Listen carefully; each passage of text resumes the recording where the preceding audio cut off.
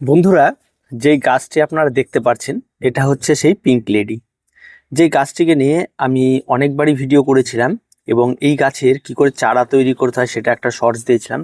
আজকে এই গাছে যেহেতু এখন হ্যাঙ্গিংয়ের একটা ভালো সময় চলছে আর এই সময় গাছগুলির কালারগুলিও বেশ একটা সুন্দরভাবে ফিরে এসছে এবং দেখতেও অসম্ভব সুন্দর লাগছে।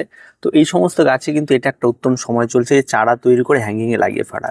আর এখন কিন্তু এই সমস্ত গাছগুলি লাগিয়ে দিলে খুব তাড়াতাড়ি গ্রোথ নিয়ে নেবে।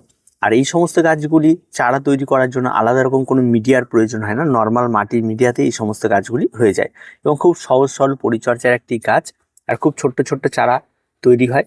এই সমস্ত এই যে ডালগুলি আপনারা দেখতে পাচ্ছেন, এই যে রুট রয়েছে দেখুন, এই সমস্ত রুটযুক্ত ডালগুলি আপনারা যদি দেখে থাকেন তাহলে তার থেকে আপনারা এগুলিকে কেটে নিন। আপনারা ঠিক এই সমস্ত জায়গা থেকে হাত দিয়েও আপনারা নিজেরাও করে নিতে পারবেন। করে এটাকে একটু আলাদা করে দিন, আলাদা করে দিলে এটা কিন্তু একটা আলাদা রকম গাছে পরিণত হবে। আর এই সমস্ত গাছগুলিকে আপনার হ্যাঙ্গিংয়ে কিন্তু আপনারা এটাকে লাগিয়ে দিতে পারেন। আমি এখানটায় মাটি নিয়ে নিয়েছি এই হ্যাঙ্গিংয়ের জন্য।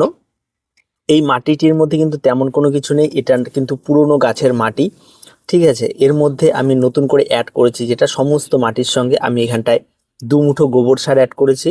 আর তার সঙ্গে সামান্য একটু আমি অ্যাড করেছি এখানটায় পাতা পচা, ঠিক আছে, 1 মুঠো। এই দিয়ে এর মধ্যে খাবার আর কোনো কিছু এর মধ্যে মেশানো হয়নি। আর এটাই থাকবে, যেহেতু হাড় গুঁড়ো, শিংকুচি শীতের গাছে মাটি প্রস্তুতির সময় দেওয়াই থাকে, তাই সে সমস্ত খাবারগুলো এর মধ্যে কিন্তু থেকে যায়। তাই বাড়তি আর কোনো খাবার তেমন এখানে অ্যাড করার কোনো কিন্তু প্রয়োজন হয় না। এখন এই সমস্ত ডালগুলিকে আপনারা যদি একটা লাগাতে চান একটা লাগিয়েও দিতে পারেন। ঠিক এই যে শিকড়গুলো দেখতে পাচ্ছেন, এই শিকড়গুলিকে নিচের দিকে দিয়ে আপনারা এগুলিকে হালকা করে বসিয়ে দেবেন। তেমন কিন্তু কোনো কঠিন কিছু না, হালকা করে বসিয়ে দেবেন। ঠিক এভাবে দিয়ে একটু মাটি দিয়ে চাপা দিয়ে দেবেন, এভাবে জাস্ট রেখে দেবেন।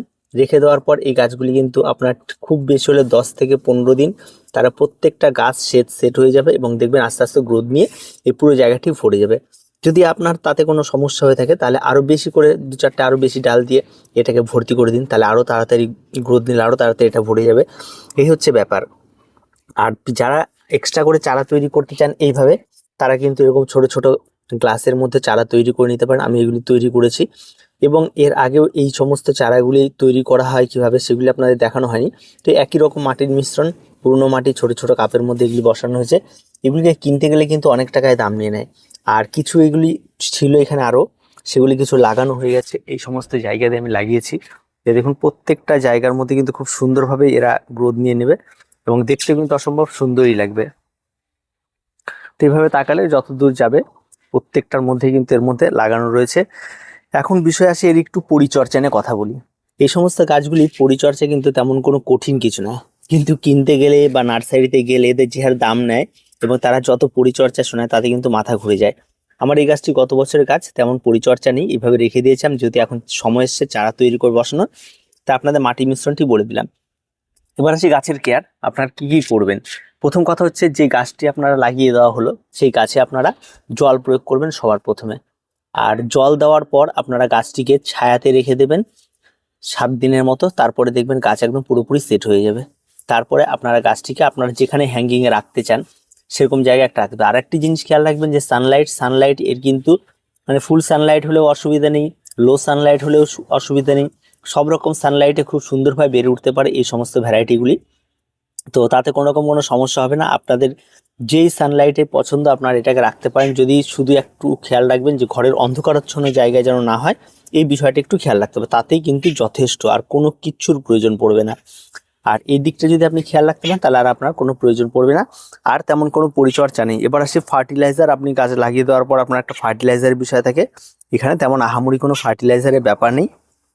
প্রত্যেকটা গাছ লাগিয়ে দেওয়ার পর আপনারা জাস্ট লিকুইড ফার্টিলাইজার এনপিকে 20-20-20 যদি আপনারা স্প্রে করতে পারেন, ওতেই যথেষ্ট, আর কিচ্ছু লাগবে না এই সমস্ত ছোট্ট ছোট্ট চারার জন্য।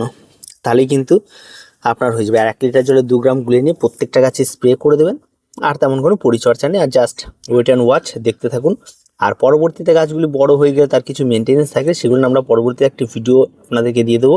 এখন আপাতত এ পর্যন্ত এই ছোটো ছোটো কাজগুলি আপনারা করে ফেলুন। দেখবেন আপনাদের বাগান কিন্তু এখন কিন্তু গরমের বাগান, হ্যাঙ্গিংয়ের বাগান সাজিয়ে তুলতে হবে। এই কাজগুলি কিন্তু অবশ্যই করতে হবে। তো আর কিছু বলার নেই। ভিডিওটি এ পর্যন্তই। ভিডিওটি ভালো লাগলে অবশ্যই লাইক, শেয়ার এবং কমেন্ট করুন। আর আমাদের চ্যানেলটিকে অবশ্যই সাবস্ক্রাইব করুন।